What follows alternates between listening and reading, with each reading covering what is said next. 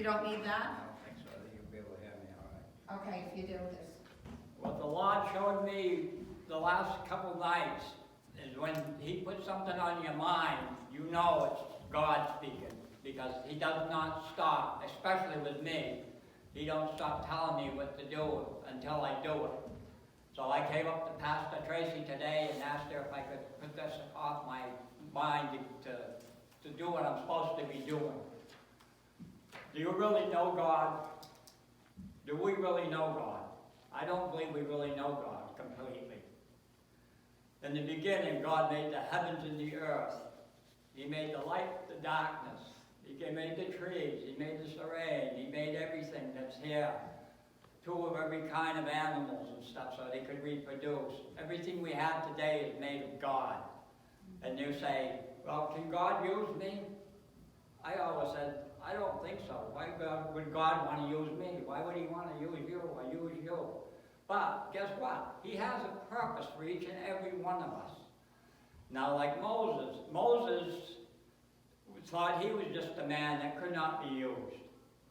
And God said to him, just tell him that, who sent you? I am who I am. And then just say, I am who I am. And they'll know what you're talking about. And then Moses had a stick in his hand. And God wanted to show him the power that he had. So He told Moses to throw that stick on the ground.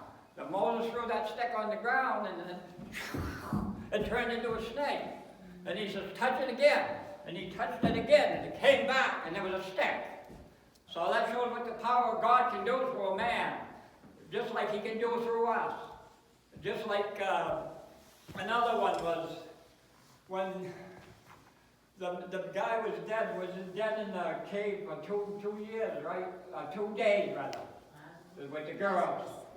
Lazarus. And he came up, God came up and He says, Lazarus, come forth. And Lazarus didn't do anything. Then He come up again and He says, Lazarus, come forth. And Lazarus came out of that cave, all wrapped in grave and clothes wrapped around his face, back alive after 2 days of being dead. Now, you don't think that if God wanted to make man do that, us do that we could also do the same thing? I believe we can, because there's nothing's impossible for God. Nothing's impossible for God. That's right. Because He is God, and He's going to use us the same way, and that's what He keeps putting in my mind. He says, look what I did for you. If you people didn't know who I was before I came to this church, I was a drunk. And I was a guy that sweared all the time, every other word. And I smoked like I shouldn't even be here anymore. But my wife sat in that chair and prayed and prayed and prayed. And people that know her remember that I would come to church someday. And I would sit home, and when she'd come back from church, I'd sit there and laugh at her, making fun of her, because I wasn't a Christian. I was just a man, I was a Catholic, and I just believed that I was perfect like everybody else in the world. No matter what I did, I went to confession, tell a man my sins, and boy, I was good to go. Well, that ain't the way it really is. Unless you're born again, you'll never see the heaven. You'll never see heaven.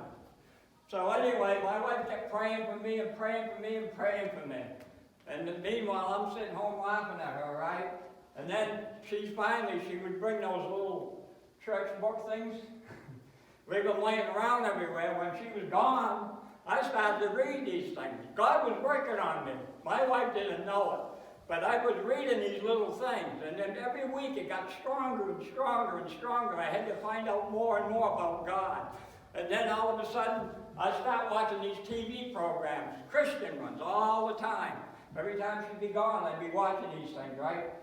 And finally, she got me one night. She said, well, you going to go to church with me tonight? And I says, geez, I don't know. And I did. I came up to the church. I walked through those doors. And I was in the Spirit, but it wasn't the Spirit you think I was in. It was one of these spirits. Pastor Ed said to me, yeah, you was in the Spirit, all right. But he said, I didn't send you home. I said, no. I said, you brought me in here, and that's what changed my life.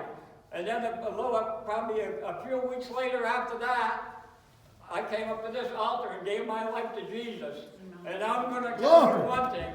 That was made the change in my life that I never, ever could see. Amen.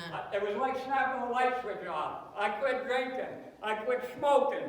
I quit swearing. I don't swear. None of that again. And then my kid said, "You just did that, Dad, because you wanted to do it." I said, "There's no way that I could ever do that by myself." I said, "It's God. It's God that did it."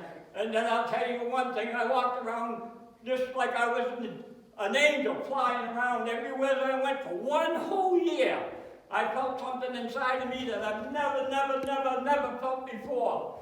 And everywhere I went, all I did is tell my story, what God did for me. And you wanted to hear me, or you didn't want to hear me. You was going to hear me. And that's what I just kept doing. And today, the same thing. I promised my wife.